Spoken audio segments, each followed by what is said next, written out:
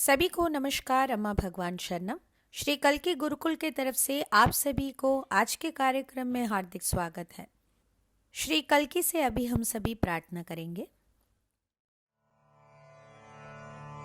ओम सच्चिदानंद परब्रह्मा पुरुषोत्तमा परमात्मा श्री कल्की भगवती समेत श्री कल्की भगवते नमः।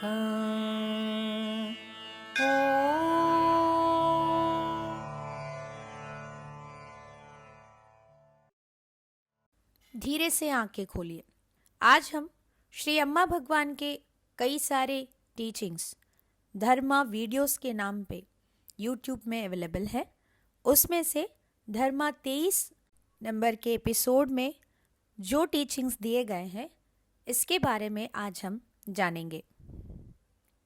श्री कल्की प्रतिदिन पूरे विश्व में कई सारे चमत्कार कर रहे हैं। चमत्कार प्राकृतिक सिद्धांत का विरुद्धाचरण नहीं करते, वो उच्च सिद्धांतों के अनुयायी होते हैं। चमत्कार के उद्देश्य है आपके मन के चंगुल से आपको मुक्त करना। यहाँ आप देख सकते हैं कैसे परम ज्योति श्री अम्मा के रूप में प्रत्यक्ष हुए हैं। श्री मूर्ति में अम्मा का रूप पूरी तरह से ज्योति रूप में परिवर्तित हो चुका है। श्री भगवान के दिव्य संदेश को ध्यान से सुनेंगे।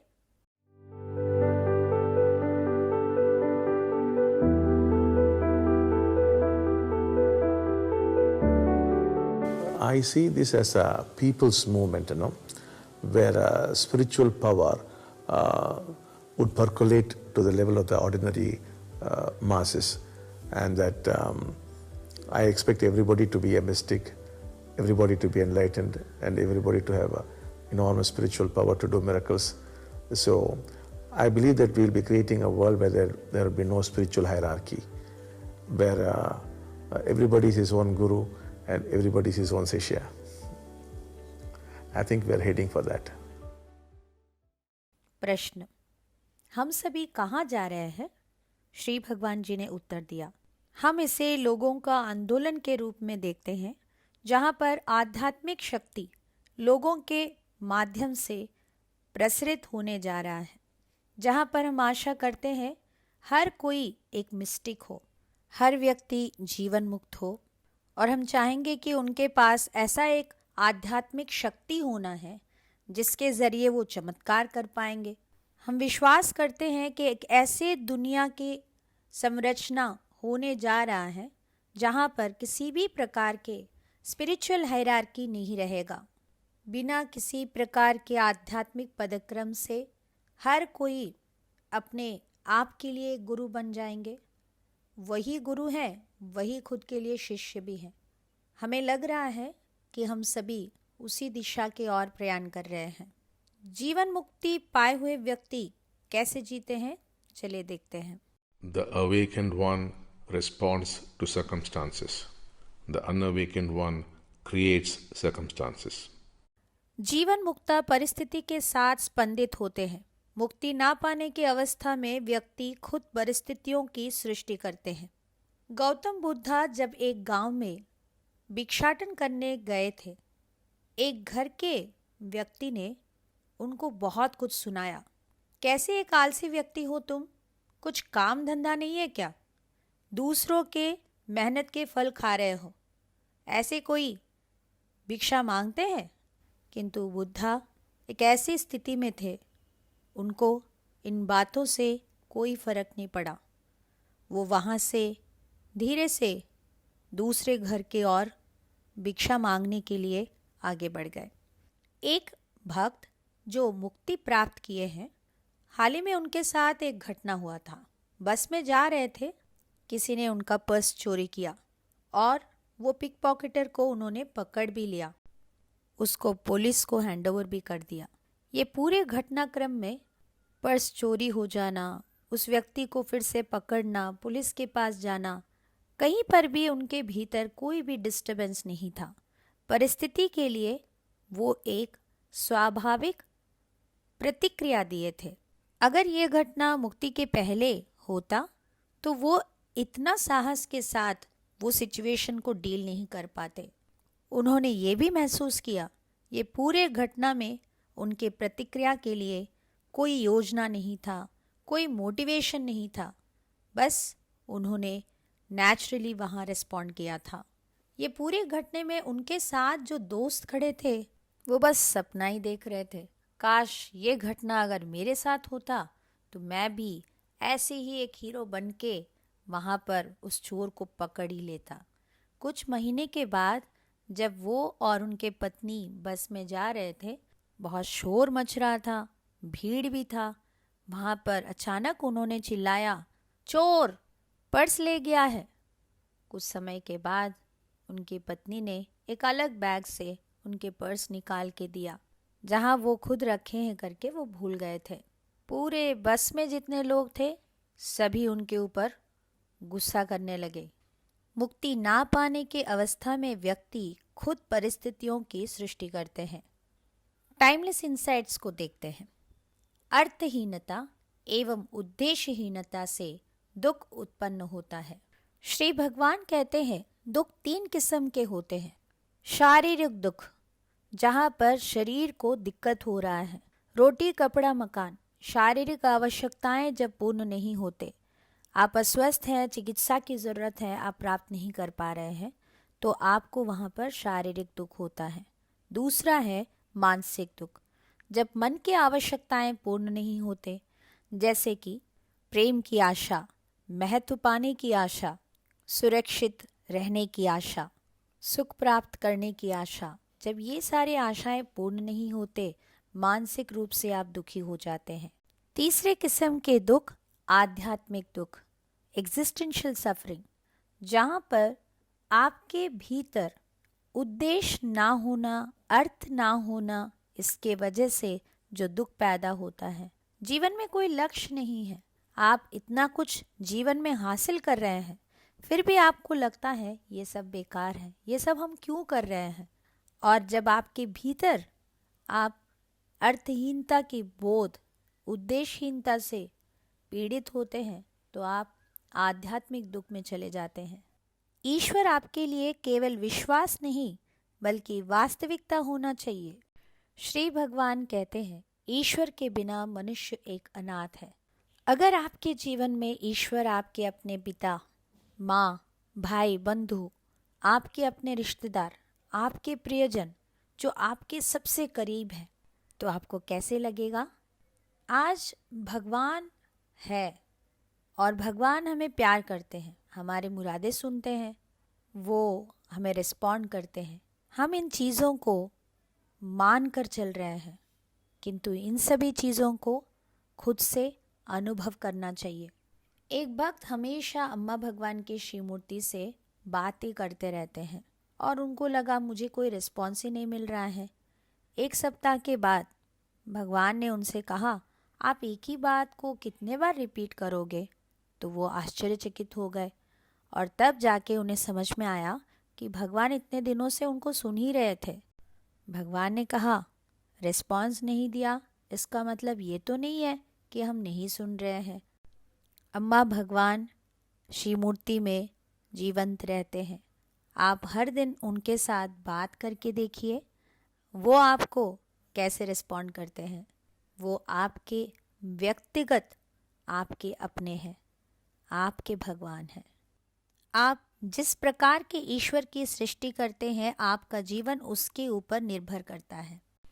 एक लड़की जो MBBS बड़े मुश्किल के साथ पढ़ाई कर रही है, उन्हें लगता है हर साल उनके फीस भरने के समय पर लास्ट मिनट में ऐसे कोई चमत्कार होता है, उनको ज़रूर मदद पहुंचता है। उनके जीवन में ऐसे पैटर्न क्यों? क्योंकि उनको लगता है उनके भगवान हमेशा वो पूरी तरह से संघर्ष करने के बाद ही उनको मदद करते हैं। वो इस बात को मानकर चलते थे कि ईश्वर मुझे ये दुख दे रहे हैं। अगर आप अपने मन में अपने ईश्वर की परिकल्पना ऐसे करते हैं जहाँ पर समस्या जब तक बड़ा नहीं है या कोई असंभव नहीं है, भगवान आकर आपको मदद करेंगे नहीं। एक बार गौर कीजिए, इत्मीनान से सोचिए, क्या आप अपने भीतर अपने ईश्वर को एक बहुत अच्छा दोस्त जो आपको हमेशा प्यार करते हैं, हमेशा मदद करते हैं, तुरंत झट से आकर चमत्कार करते हैं, वो आपको कभी जज नहीं करते, ऐसे भगवान की परिकल्पना कीजिए तो आपका जीवन भी वैसे ही होगा। साधक पूछ रहे हैं, निर्वाण एवं परिनिर्वाण में अंतर क्या है? श्री भगवान जी ने उत्तर दिया, निर्वाण में मैं की भाव निर्भरशील होकर उत्पन्न और लुप्त होता है। परिनिर्वाण में मैं की भाव समाप्त हो जाता है। सफलता के रहस्य देखेंगे। यदि आप आपके हृदय के अनुगामी होते हैं, आपके साथ सफलता, समृद्धि, यश रहेंगे। एक व्यक्ति मिट्टी के पात्र बनाना, पॉटरी करना शुरू किए। बड़े सुंदर मटके बना रहे थे। वो जब गांव के बच्चों के साथ बात करते हैं तो ब्रिटिश इंग्लिश में बात करते हैं। तो जब पूछा तो पता चला कि वो लंदन में बहुत अच्छे से पढ़ाई किए हैं, जॉब भी कर रहे थे और बहुत धन की उपार्जना भी कर रहे थे, किंतु वो खुश नहीं थे। इसीलिए उनके हृदय को सुनते हुए उन्होंने ऐसे मटके बनाना शुरू कर दिया जो उनको सबसे ज़्यादा आनंद दे रहा है। ये बात सुनकर लोग उनको ताना मारने लगे, अरे इतना बड़ा नौकरी कोई छोड़ता है? अगर यही करना था तो लंदन क्यों गए, पढ़ाई क्यों किया? उन्होंने किसी भी व्यक्ति के बातों में ध्यान नहीं दिया। वो अपने मटकों को बनाने के काम में लगे हुए थे और बड़े खुश थे। और बहुत मेहनत करते हुए कुछ ही सालों में वो ब्यूटीफुल पॉटरी करते करते तरह तरह के थीम्स बना के और स्पेशल वैराइटीज़ उनमें बनाने लगे। और बहुत जल्द लोग उनके इस काम को देखे, पहचाने और एक्सपोर्ट बिजनेस उन्होंने शुरू कर दिया। आज वो जाने माने, सफल, प्रख्यात और बहुत ही समृद्ध अमीर व्यक्ति हैं, क्योंकि उन्होंने अपने हृदय को सुना। चलिए अभी परम ज्योति के चमत्कार सुनेंगे। আমি ভারতের কলকাতা থেকে স্বর্ণাক্ষী দেব বলছি। 2021 সালের 29শে ডিসেম্বর আমি এক অদ্ভুত চমৎকারের সাক্ষী হয়েছিলাম। আমার একটা পরীক্ষার ফর্ম ভরার সময় আমি আমার রেজিস্ট্রেশন নাম্বারটি কিছুতেই খুঁজে পাচ্ছিলাম না। ফলে আমি খুবই চিন্তিত হয়ে পড়ি, কারণ এটি আমার কেরিয়ারকে গুরুতরভাবে প্রভাবিত করতে পারত। আমি আরও উদ্বিগ্ন হয়ে পড়ি যখন আমি জানতে পারি যে আমার বন্ধুর কাছেও এই সংক্রান্ত কোনো তথ্য নেই। তখন আমার মা আমাকে শ্রী পরমজ্যোতি ভগবতী ভগবানের ওপর সম্পূর্ণ আস্থা রাখতে বলেন এবং আশ্বাস দেন যে তাঁরা নিশ্চয়ই আমাকে সাহায্য করবেন। আমার সাথে সাথে আমার মা বাবাও শ্রী পরমজ্যোতি ভগবতী ভগবানের কাছে তাঁদের দৈবিক অনুগ্রহ লাভের জন্য আন্তরিকভাবে প্রার্থনা করতে থাকেন। প্রার্থনার পর হঠাৎই আমি আমার মোবাইল ফোনে একটি স্ক্রিনশট দেখতে পাই, যার মধ্যে আমার রেজিস্ট্রেশন নাম্বারটি ছিল। এর দরুন আমি আমার পরীক্ষার জন্যে রেজিস্ট্রেশন করতে সক্ষম হই। এটা শুধুমাত্র শ্রী পরমজ্যোতি ভগবতী ভগবানের দৈবিক আশীর্বাদের দ্বারাই সম্ভব হয়েছিল। আমার কেরিয়ারকে রক্ষা করার জন্য আমি হৃদয় থেকে তাঁদেরকে কৃতজ্ঞতা এবং কোটি কোটি प्रणाम निवेदन करी। चमत्कारों को जब आप बांटते हैं तब आपके जीवन में चमत्कार अधिक होने लगते हैं। आज जो भी टीचिंग्स आपने सुना है उन्हें अभी आप मनन चिंतन कीजिए।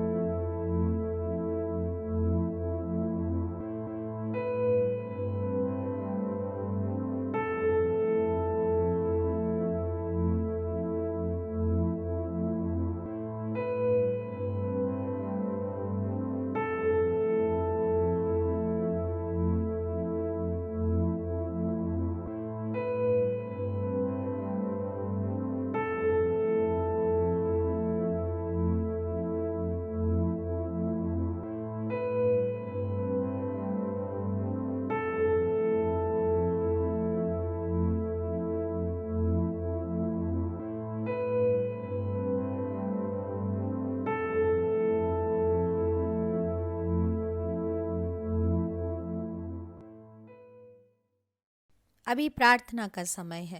इस भजन संकीर्तन में भाग लेते हुए आपने जो भी टीचिंग सुना है ये आपके लिए एक व्यक्तिगत अनुभव बनना है। इस प्रार्थना के साथ भजन में भाग लीजिए।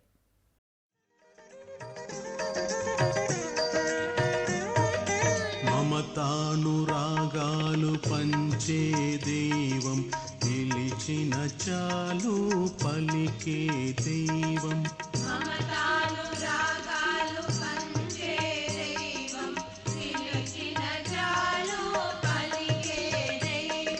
సమస్యలన్నీ తీర్చే దైవం శాంతిని ఇంట నిలిపే దైవం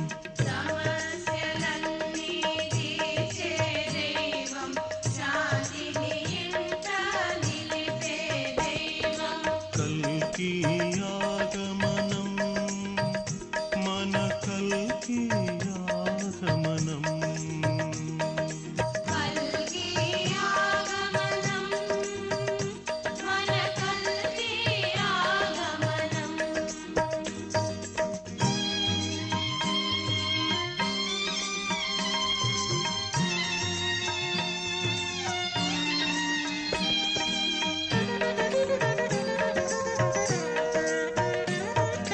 భక్తిని నీకు ఇచ్చే దైవం ముక్తిని మనకు నొసగే దైవం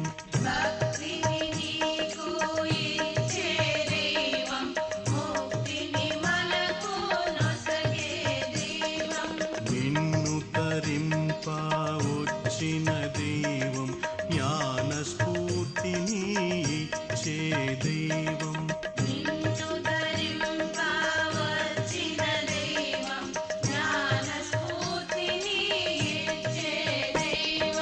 కల్కి ఆగమనం మన కల్కి ఆగమనం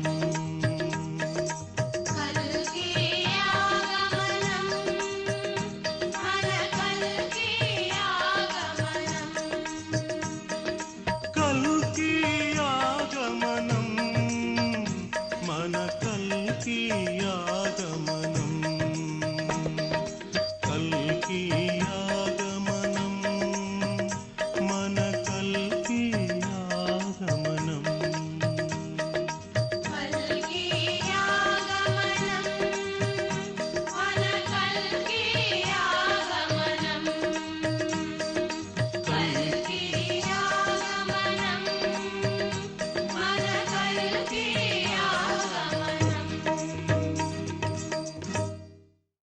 सभी को नमस्कार। अम्मा भगवान शरणम।